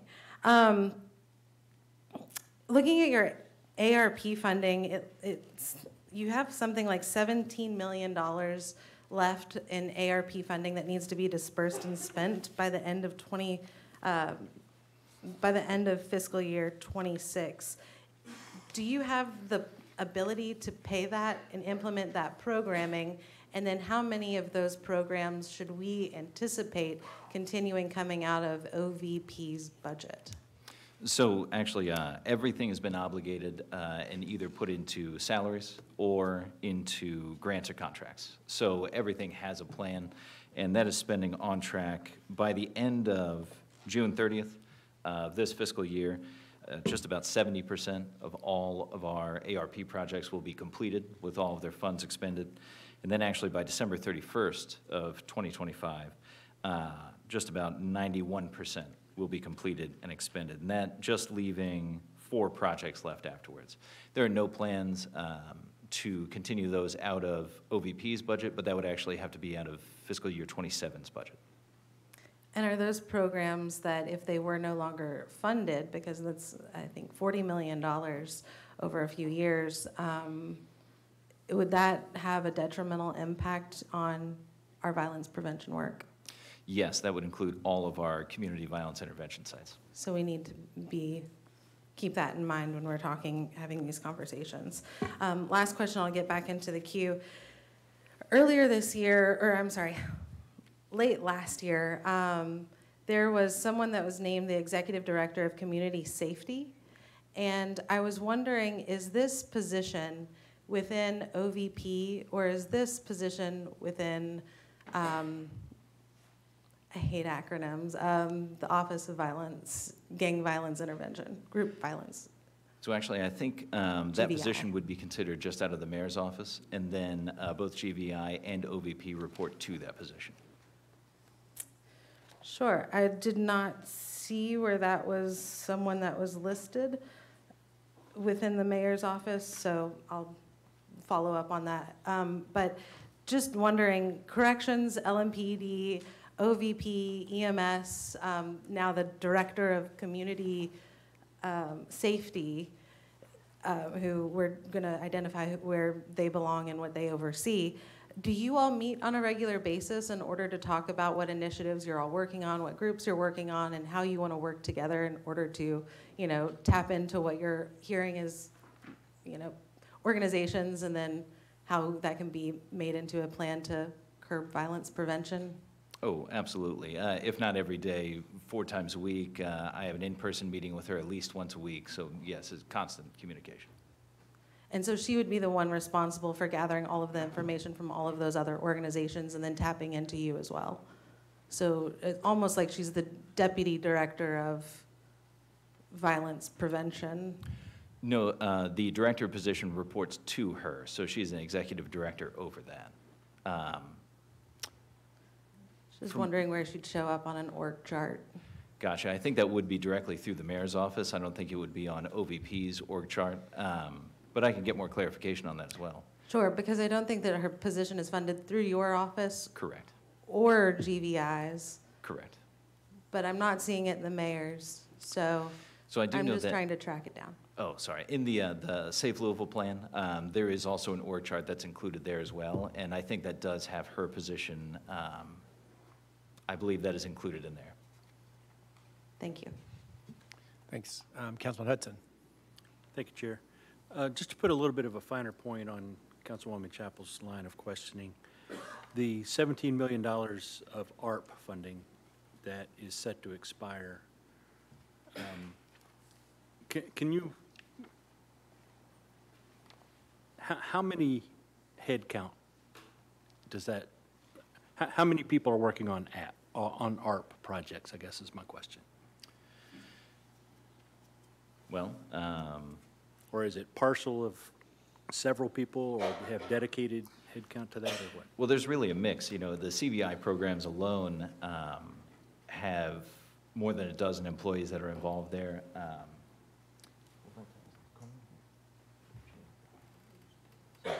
I can get you more direct numbers on all of those programs, but I mean, it is many, many people that are employed by ARP programs. Now, that is something where we always discuss that with grantees and organizations as those programs are coming to a close, making sure that they're planning for that, so it is not something where anyone's surprised. But yes, I think there would be jobs involved in that. Okay, so what I think I heard you just say is once those dollars end, those jobs end as well. Yes. Okay, thank you. Thank you. Councilman Lininger. Thank you, Chair. You identified 3 areas as a sort of priority need that aren't currently covered by community violence intervention or ABC. Could you identify those 3 areas, please? Did you ask for me to identify those areas? Yes. Oh, okay. Yes, I did. Thank you. So I think the ones that could most use those services would be the California neighborhood, Chickasaw, and Parkland. Okay, thank you very much. Thank you. Councilman Winkler. Thank you. I have just 2 quick questions for you. One, just kind of piggybacking off Councilwoman Chappell and Councilman Hudson's ARP questions right here. If I understood your answers correctly, the one program we should be thinking about in the FY27 budget that will require ongoing funding that is currently set to expire because the ARP money runs out, but that has been highly successful, is this $280K for the 4 sites, right? So $1 million to give or plus or minus. Yes, I think off the top of my head, I think to continue all 4 sites per year, it's about $1.1 million. Okay. Is in all of the other programs that we funded through ARP, are there others that we should that you would recommend us considering ongoing funding for, that we should, obviously, we don't need a budget for them this year, but just as we think about future budgets, you know, of that, call it 40 million, how much do we anticipate is ongoing expense that you would recommend we continue, or is it too soon to say? Well, I think I would like some time to put together something for you on that, but I think one that immediately pops to mind that has been not only low cost, but I think very influential, is our community sanctuary project. And that's something where we try to at least twice a month respond to incidents of violence across the city, where we set up a place in the neighborhood that's been affected by homicide, and we try to provide some food, we try to provide some free mental health care, we try to provide faith services for people who are interested in that. And that's something where we're really trying to help the community show that the areas that are affected by this violence are not taken over by that, and instead still belong to them. And I think that's something that's been a great opportunity for us to connect with the community and really take those places back. That's something that's 100% ARP funded, but I would really like to see that continue on past that. Yeah, I think that's certainly something we should engage some of our community partners with. I know a couple of years ago I met with the Community Foundation of Louisville, and one of their primary focuses looking forward was, you know, when ARP money runs out, what are programs that that basically the community should look to prioritize to fund to address the violence issues. So I think we probably want to connect with them as well to see where that stands, and you know, that may things that we are unable or choose not to fund, that might be a foundation that is capable of funding some of those. So I think that's something we should put a pin in and think about. The last question I had is, can we get a copy of the RFP for the new $350,000 middle school program? Yes, absolutely. Thank you. Councilman Hawkins. Thank you, Chair. How many outreach workers and case managers do you have? And how many caseloads do they have each?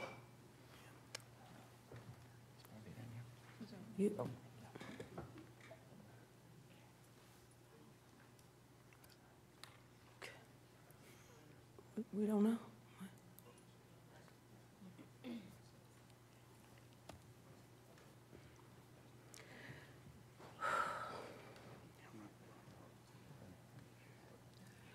If you don't know the answer, then we can move on. You can just get it to me. I know it's 8 caseworkers, and then they have approximately 15 and can go up to 20 cases a person. Okay, so you have 8 caseworkers, and they all have 15 cases apiece, right? Somewhere around in there? Somewhere around that, yes. So do you know the results of any of the participants and their interactions? Like, do you follow up with your caseworkers to know where they're at? You know, the process, what the process looks like? Yes, absolutely. Yeah, there's a plan that they follow, and then actually graduating from that program. You know, when they have stabilized and then no longer need our services, that's somebody who then graduates out of that. So do they have a length of time to stay in that program? Yes, I think there was a time. 6 to 18 months. Okay, and I know you said that GVI relocates them. I beg to differ, but being the fact that you said that they do, can you tell me how many that you've referred to GVI?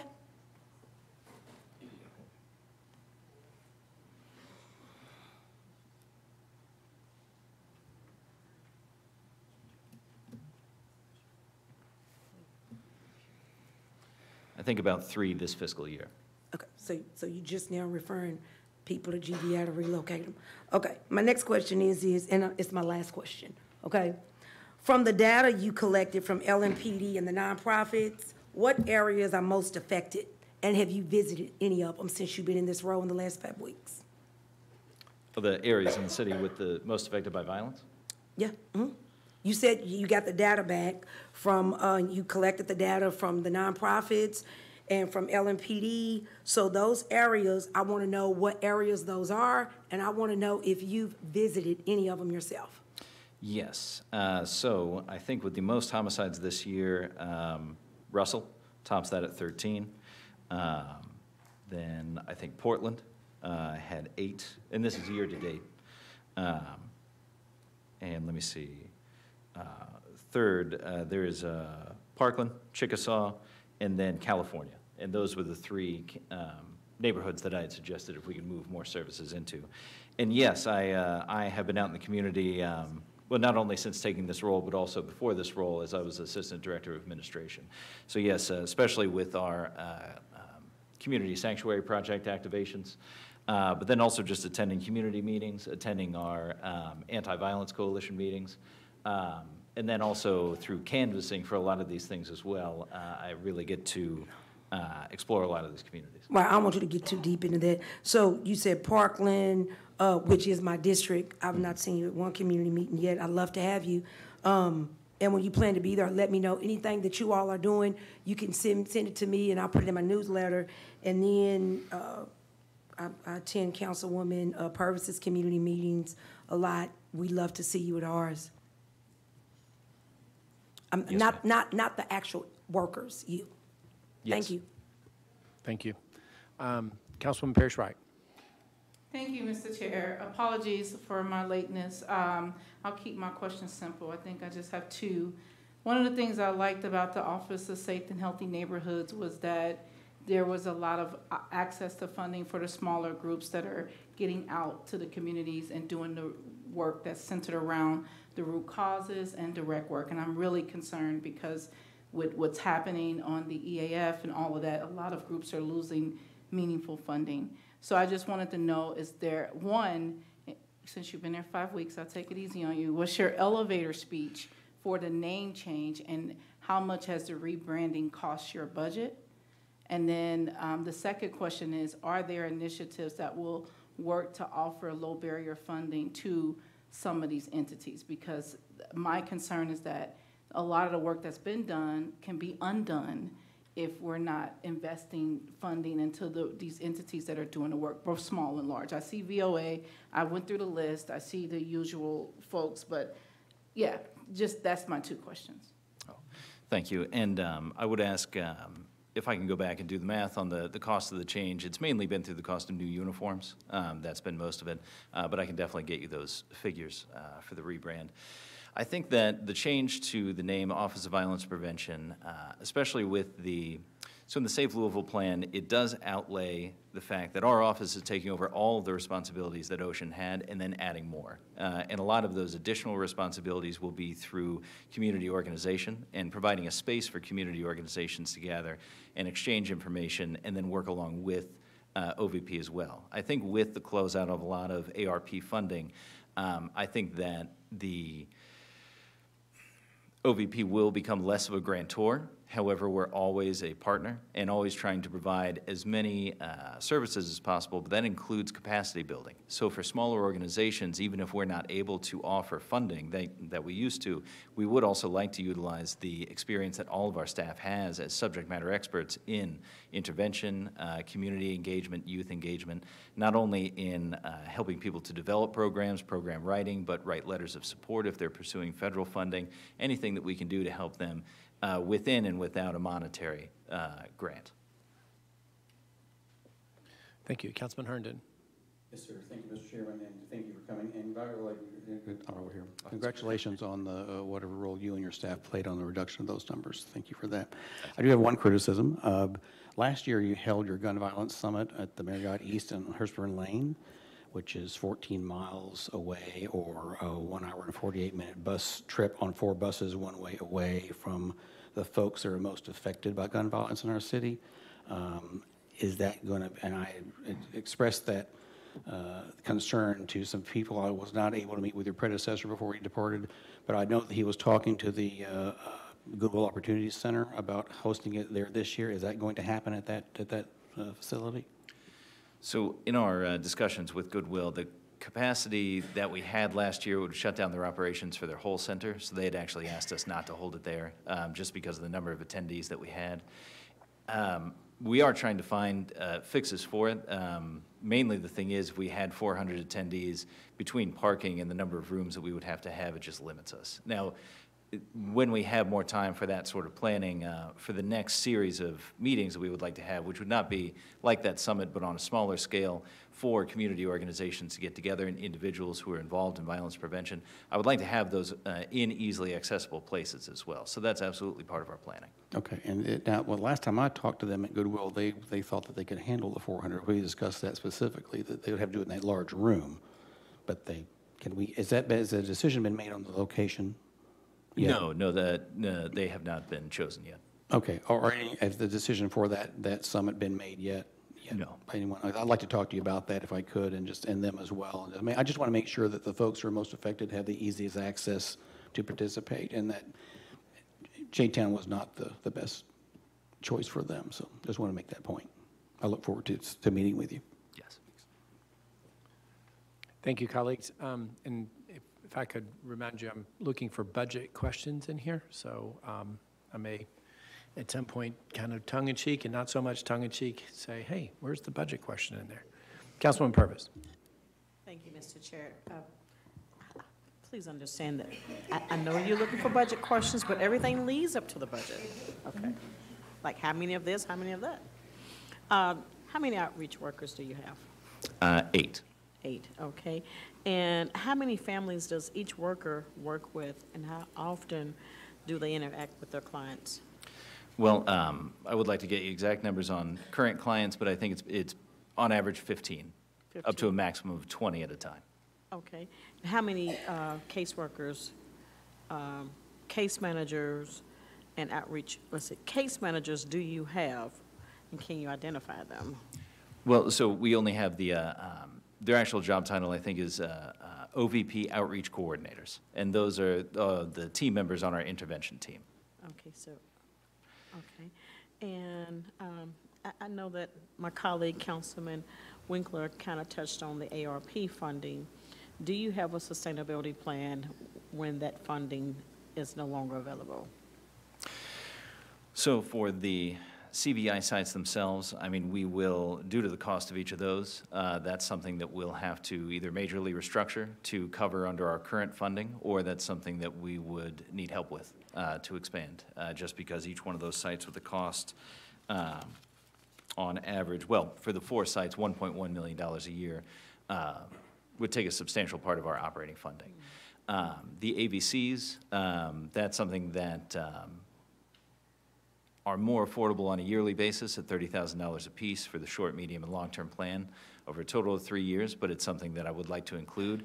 But every time that we do include a program that we're operating directly or with a partner, then that is, less money that we can grant out to smaller organizations as well. So it's something that's always part of our planning and part of our, I guess, the weighing of our options. Okay. I want to piggyback on Councilwoman Hawkins. She mentioned providing services to relocate families that are in danger. You said that right now, year to date, you've referred 3 to GVI. Yes. And I know that Councilwoman Hawkins and I, we have a relationship with a provider of these services, Joshua Community Connectors. Do you work with them on any cases at all?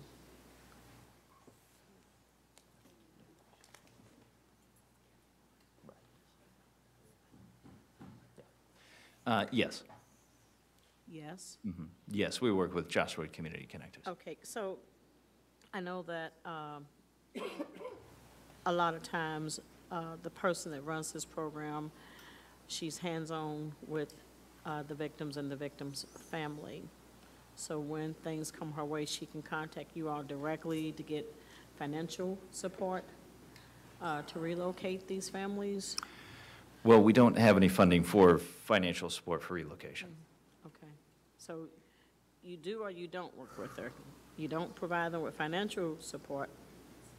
So how do you work with them? So we send referrals to her. We also work with GVI in that way as well. So the referrals and constant communication between the organizations, that's part of it.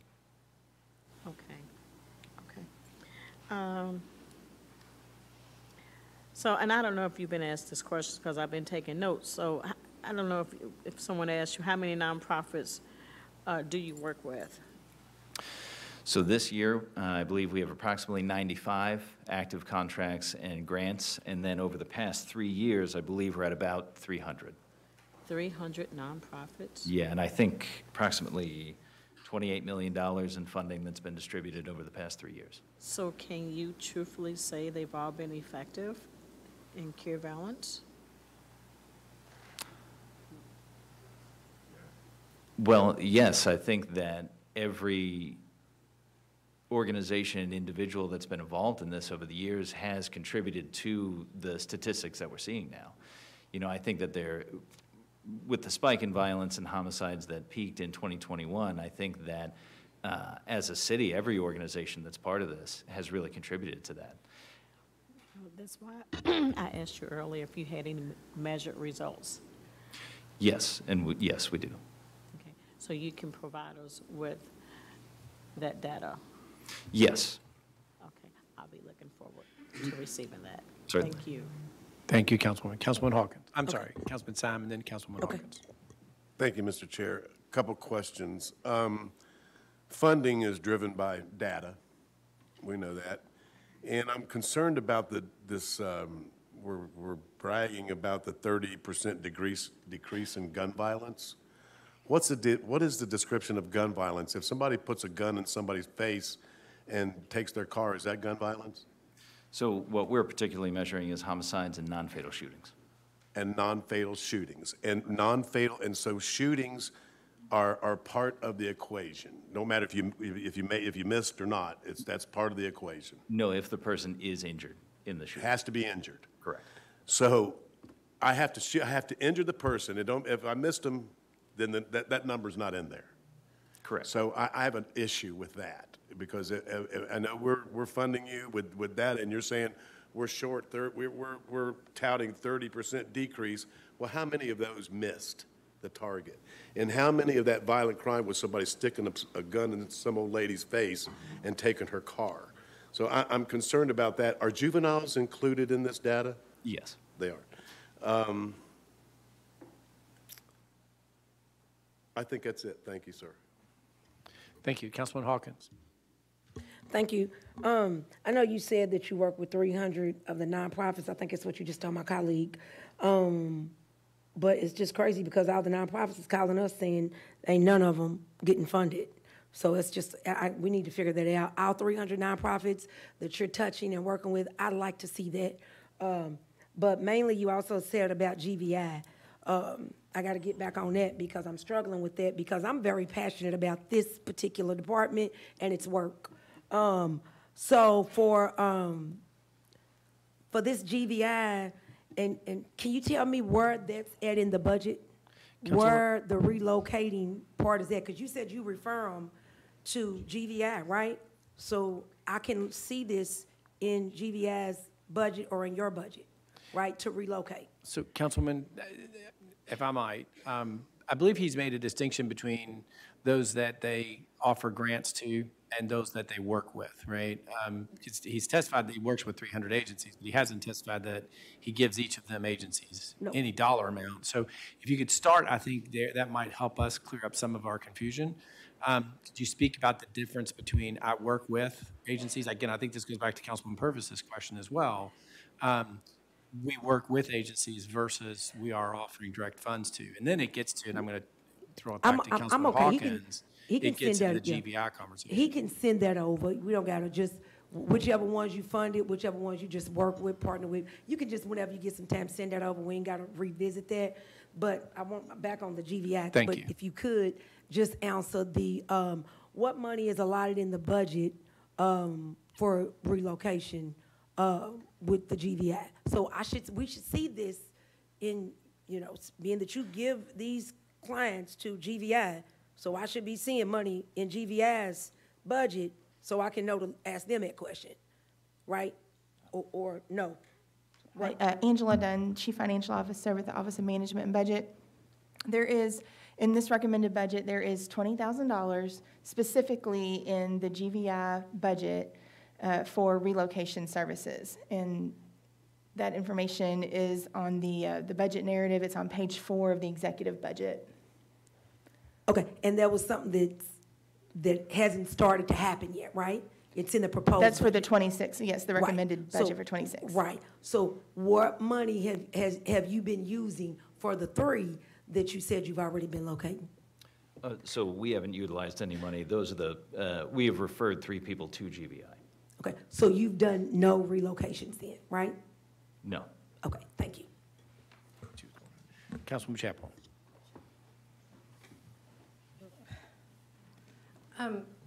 In your document, there's 4 programs that are administered by OVP.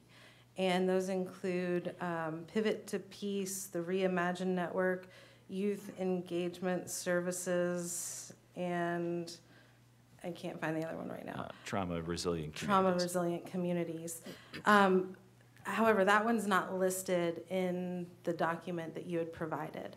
And so I was wondering if you could give a breakdown of the budget within each of those programs, because specifically like youth engagement services, would love to understand what percentage or what bit of your budget is going towards that. Sure. So the trauma resilient communities, I'm sorry that that should be mentioned in here, but that is, I believe, entirely funded by a federal grant through SAMHSA. And so that very few, if any, general fund dollars are going towards that. As for the other programs, so specifically Pivot to Peace, the budget is entirely wages and benefits. Those go to our community outreach workers and their supervisors, the manager, and then the assistant director over that branch. Many of the youth and community engagement funds, those cover our Reimagine Network and then youth engagement services. Those will include some of our general funded, that is 3 of our anti-violence coalitions are funded through those general funds. And then that includes any sort of community engagements that we will do. That includes funding that we are currently working on in partnership with Parks for some summer programming this year. And then that also breaks down into supplies, things like that we're using. In the last fiscal year, and I understand that we've still got about a month of it left, but how many children under the age of 18 has the Office of Violence Prevention worked with? I would like to go through those smart sheets that we have that reports all those KPIs and get you a total number of that. Sure. And talking about the change of the name from the Office of Safe and Healthy Neighborhoods to the Office of Violence Prevention, I think a root cause is the absence of healthy communities and healthy neighborhoods.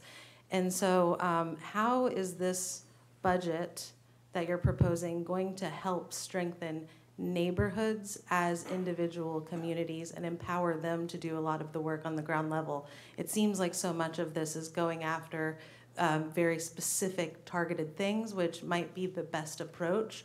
But I think that in order to, for lack of a better term, stop the bleed, I think that providing a safe and healthy community is paramount. I agree, and I think some of the things, I believe the CVI project's very targeted and require very special skills to run those.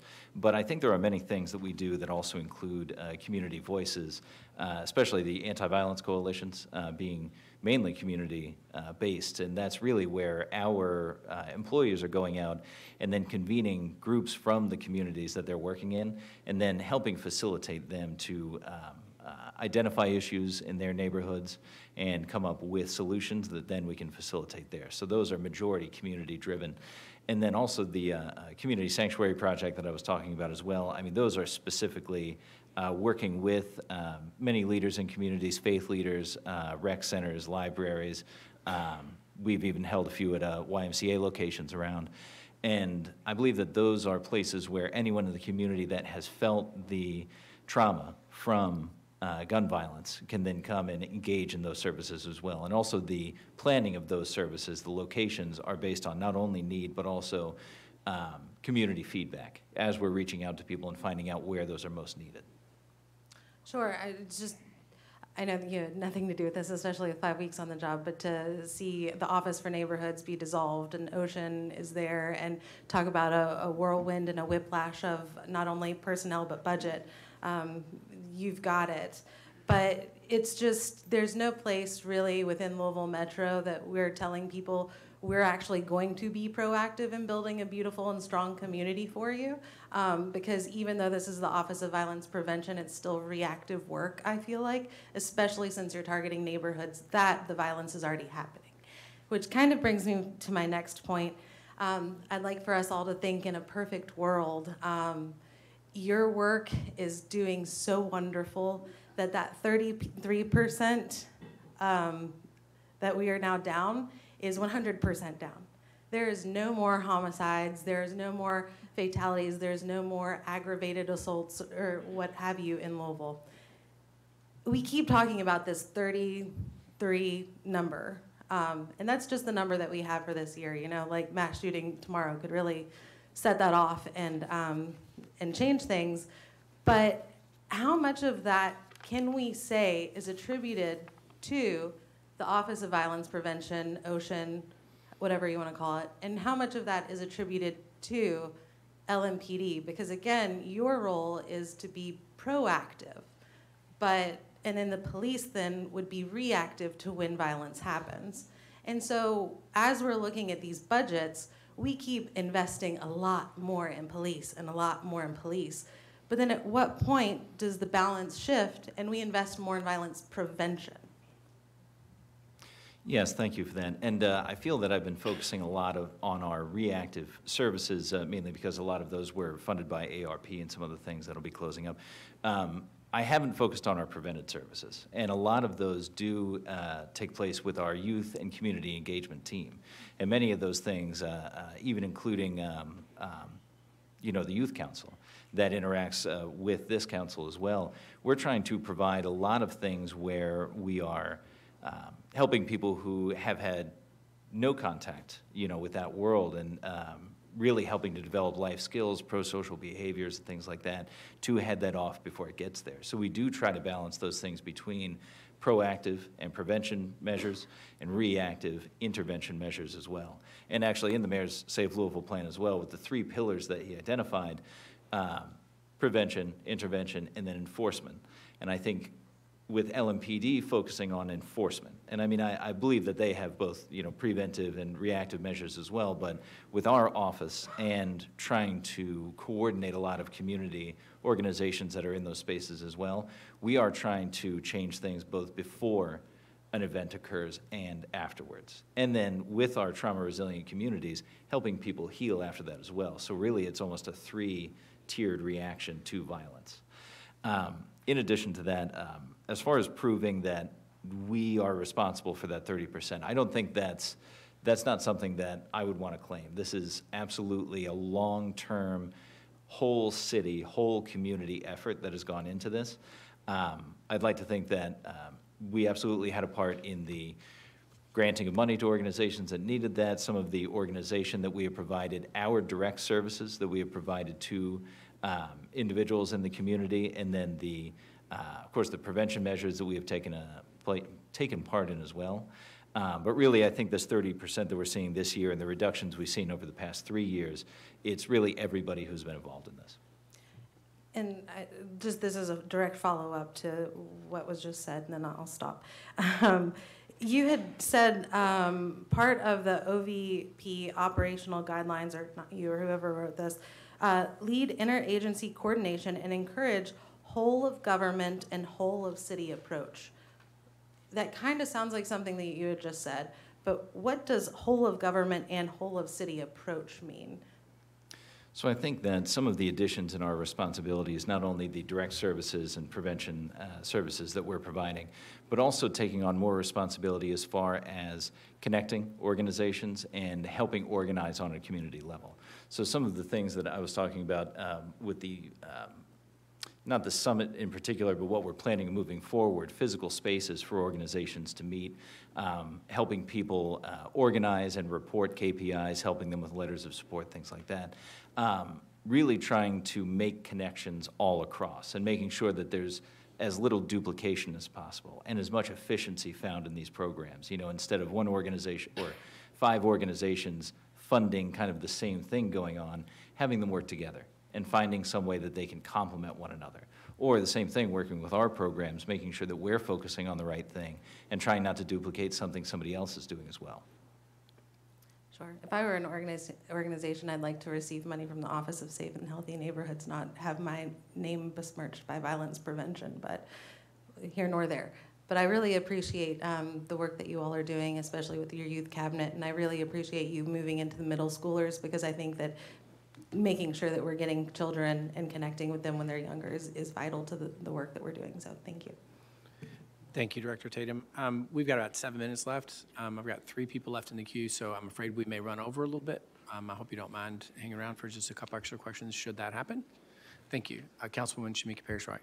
Thank you. I appreciate your patience. As council, we have power of the purse. This is where we are asking these questions because a lot of times throughout the year, we don't get these kind of updates and detailed information. Yes, some of us can do research, but it's just a lot of time. And we are, I think about the AVC meetings, and I would like to know how much those cost on the budget. So when you get the numbers for me on the rebranding costs, I would like the cost of each of those AVC meetings. I only can speak about the ones in Teleberry that my office has participated in. We typically see 5 to 6 older white people there, and Nicole Hayden and a few other folks. So I just want to, if we're thinking about if we're spending this money right, what's happening, what's coming of that. I also appreciate you recognizing that violence happens all over this county, not just in the neighborhoods you named. Of course, those are profiled, but I do want to recognize that when you do take your work beyond the West End, some people live in other neighborhoods and come to different neighborhoods to commit their violence and then go back home. So I think it is important that you have the convenings and meetings in different places. Budget question is around not just the AVC meetings. What I'm interested in, every point you made came back to funding. And I would like to see more of these groups that are doing the work get the funding. If we can attribute the 33%, the 30% reduction to the work you were able to do with ARPA, whatever you used it, then that tells me to fight violence, we need funding. To prevent violence, we need funding. And I want to hear how the money is being used and how we can get to be able to put more dollars out to those communities that are doing the work. So my budget asks, if you had the dream budget that Councilwoman Chappell is alluding to, are you looking at how you've spent that money before and how you can kind of trim the fat to be able to put more money out there? Yes, absolutely. With the KPIs that we've been collecting and then the analysis that we have on those programs, I feel very confident that moving forward, it's almost tiers of effectiveness. If there's only so much that we have in the budget, there's only so much that we can do as far as capacity. But if there's additional layers added onto that, yes, we can absolutely identify programs that would be best put and also identify the areas, and I think they're most needed. Councilwoman Purvis. Thank you. Just want to ask, have you ever been a victim of gun violence? Yes. That's unfortunate. I'm so sorry that you had experienced that. Are you in a safe, protected area, or where you live, or some of the areas have a high crime rate in the area that you live in? So the area in which I live, I do not think has a very high crime rate. Okay. And I'm going to say this, and this is just a statement I'm going to make. Whenever there's a shooting in our districts, we catch it as if we were the perpetrator. So people want answers, and even though 33% is a significant amount to be proud of, these people are asking for 0%. And like I said, anytime someone is shot and killed, I feel like they're blaming us directly. They torture us on social media. What are you going to do about the shootings and what have you? And we just cannot do enough as far as educating the public that gun violence is not under the Metro Council's purview. But they don't want to hear that. They want solutions. They want answers. Should we refer these concerned citizens to Office of Violence Prevention. Yes, absolutely. Please. I would definitely do that. Thank Yes, you. and the goal is 0. It should be 0, and it should stay that way, yes. Thank you. Thank you. Councilman Winkler. Thank you. One last question here. Your proposed budget is basically $6.5 million in general fund, and then you have another $2 million in 5 federal grants. You also have ARP funds that are not included in this budget. Can you detail the total funding that you'll be managing in FY26? That would be, so the ARP funding has already been obligated, so those will just be monitoring the programmatic and compliance parts of those as they, approach their end date. So as far as, well, the $2 million in the grants as well, those have either been planned out specifically in the applications that were accepted, in which case then we're just working on the grants, or the same thing, just monitoring that compliance and moving along with those programs. As far as the general fund budget, just about half of it is salaries and benefits, and then aside from that would be discretionary, and a large part of that being our, they've changed what is the new external agency fund spend category? Yeah. Professional services, so things that we use for outside of our office. Grants and contracts that would come from the general fund. I was really just looking for the total number. Oh, sure, I would say 6.5 million. Plus 2, plus. And I understand you're not, like, a lot of that has been obligated, it's just the monitoring, but sort of what is the totality of what we're investing in violence prevention is really the question. So total, if we're looking in, let me get you the total for every ARP project that's still in, that even the ones that will be ending soon. So I would like to get you a total of that. Thank you. 2 last budget questions. Councilman Hawkins, one of them. Thank you. So how are you getting, how are you marketing? And, how are you getting referrals and things like that for this program? So how are you getting the word out, saying, hey, we got this program, da-da-da-da, what it outlines, what's that process? If word of mouth? Thank you. And would you explain how the implications on the budget in regard to that? Thank you. Yes, so that takes place through several venues, including there's even been several billboard campaigns, especially for our trauma-resilient communities, and the phone numbers that you can call for free mental health services. We've done on-the-ground canvassing, which I've been a part of several times as well, trying to bring people into many of our community sanctuary project events and other programs that we've had. Social media, email listservs, word of mouth. That's absolutely something that we do as well. Trying to meet with. And is that in one line item, or will we find that in several? Say that again. Is that marketing piece in one line item, or will we find that in several line items? So that would be between advertising, promotional items, and then special room rental. That's where we would actually get locations. Great, thank you. Councilwoman Chapel, okay. I had one last question then. Looks like we might finish very nearly on time. You had a couple different external agency grants that were awarded last year. 5 of actually had $820,000, so it was quite a few. But of those grants, 5 of them have not had any disbursements at all in FY25. And I'm wondering if it's likely that we will finish the year without those disbursements being made. There was a $10,000 grant to ACE. There's a $10,000 grant to Gate of Hope Ministries, a $10,000 grant to Salvation Army, a $10,000 grant to University Medical Center, and a $9,000 grant to Volunteers of America. None of those have received any funds yet through those EAF grants. Is it likely that those agencies weren't able to provide the services that they originally thought they could, possibly because we didn't give them as much money as they needed? But the bottom line is the money hasn't gone out. Is it likely the money's not going out? At this point, I would say it is probably likely that it wouldn't go out to them. Now, I would like to get you the particular reasons why that hasn't gone out, either if it's a paperwork issue or if there's something where sometimes the organizations do refuse the funding if it has been cut down to a certain level and they cannot use it. So it could be a few of those reasons as well. Thank you. And again, that's no reflection on the work that you've done for the last 5.5 weeks. We should keep that at top and center. And but we also recognize that a lot of times these EAF grants, it's one of the reasons we asked for the change in the process this year. A lot of times we offer the grant, and what they are offered is less than what they can actually use to accomplish their goals. So I just wanted to be sure that we're looking at 49,000, what that might be. Great. I don't see any other questions in the queue. We are only 2 minutes over, so I don't have to apologize profusely for keeping you. We appreciate your time this afternoon. Thank you. Our next budget hearing is tomorrow at 3. Look forward to seeing everyone. Oh, this clock is fast. There we go.